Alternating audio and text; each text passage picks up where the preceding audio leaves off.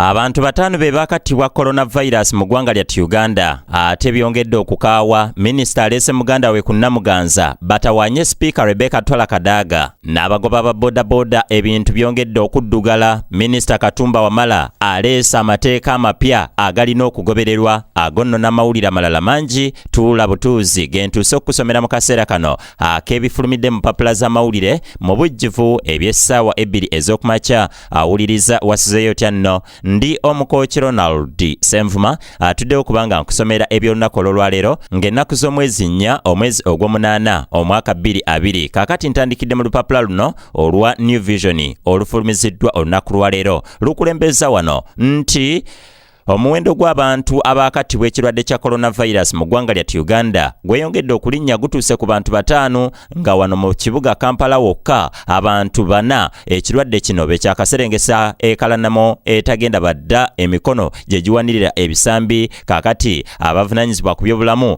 bongedde okulabula bannayuganda okuba abeegendereza ennyo okusinga newekyasookera okubanga kirangiriddwa mu ggwanga lya Uganda. Ate wano bakongeddewo nti omulimu ogw'okuzimba ekisaawe ky'ennyonyi eri mu kitundu eky'Hoima kaakati ebitundu 45 ku 100 byo biweegedde bulungi nnyo era kati ekyabulayo ebitundu ebirala bitono ddala. Kaakati bakongeddewo wano nti ebibuga ebipya ebyakagunjibwawo oba ebyatongozeddwa gye buvuddeko kaakati abakozi abawerera ddala 1,400 be beetaagibwa era be bagenda okwefunira emirimu mu bibuga ebyo. Bakuleeteddewo wano ababaka 5 beegasse ku kisinde ekya National Unity Platform ekya Bobi Wine oba Robert Kyagulanyi Ssentamu okusobola okubanga banoonya akalulu akagenda okubatuusa ku bifo bye beetaaga. Wano bakongeddewo nti ezzike erizadde omwana waalyo era kati abali mu kkumiro ly'ebisolo ery'ebwindi bakyakyanca mbu kino kyakwongera ku byobulambuzi okubanga byeyongera okutumbuka n'abalambuzi bajja kweyongera ku bungi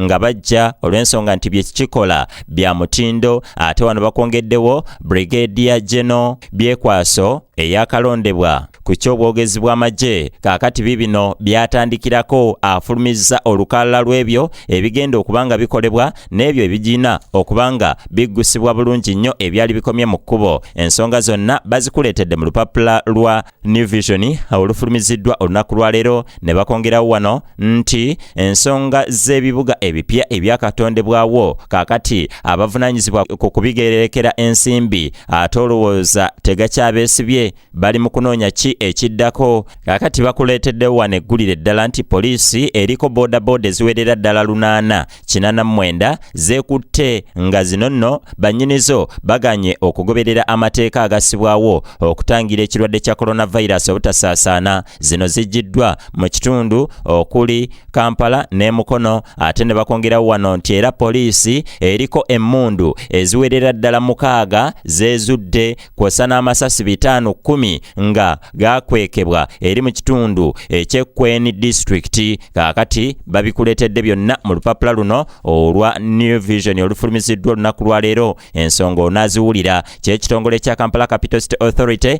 kyetaaga ensimbi eziwera okubanga kikola omulimu gw'okusaasaanya n'okugaba masiki eri bannayuganda naddala mu kibuga Kampala mwokka. Kaakati ensonga zonna mu lupapula luno olwa New Vision yafulumiziddwa olunaku lwaleero. Vision waleero motaddawo ate kankuwe ku bifulumidde mu lupapula lwa Daily Monitor olundi mu 5 olunaku lwaleero. Daily Monitor akulembeza wano nti kano kabbinkano kennyini era tewali kwewaawo yadde ebbanga n'erimu oba okusiriikamu bwe kati akatono okubanga munno akuyitako. Kaakati okuvuganya kuno kwe kuli mu kibiina kya NRM nga primaries zaabwe zigenda mu maaso n'okubanga zeesungibwa ebitagambika. Ate wano bakuleeteddewo nti paalamenti ey'omulundi ogw'okumin'ogumu biki ebigenda okubanga byetaagisa okugulibwa n'okubanga nsimbi zenkanawa ezinaateekebwamu ye biki bye bagenda okukola abanaabeera bazzeeyo ne bano abaliyo bye babadde bakakola biri mu lupapula luno olwa Daily Monitor ne bakongerawo bannakibiina kya FDC bongezaayo nomination zaabwe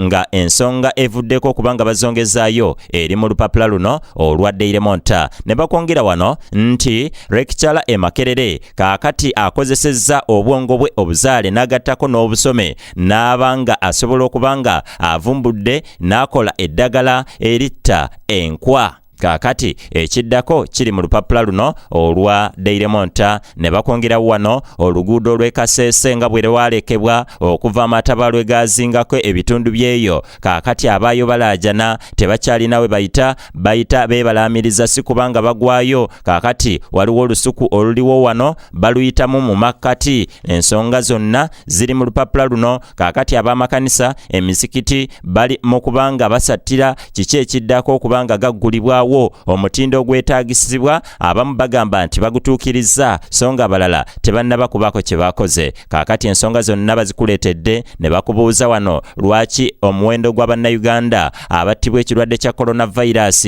olowooza gweyongera, ye kiyinza kuleetawo ki era kitegeeza ki mu kiseera nga kino? Byonna biri mu lupapula lwa Daily Monitor olufulumiziddwa olunaku lwa leero.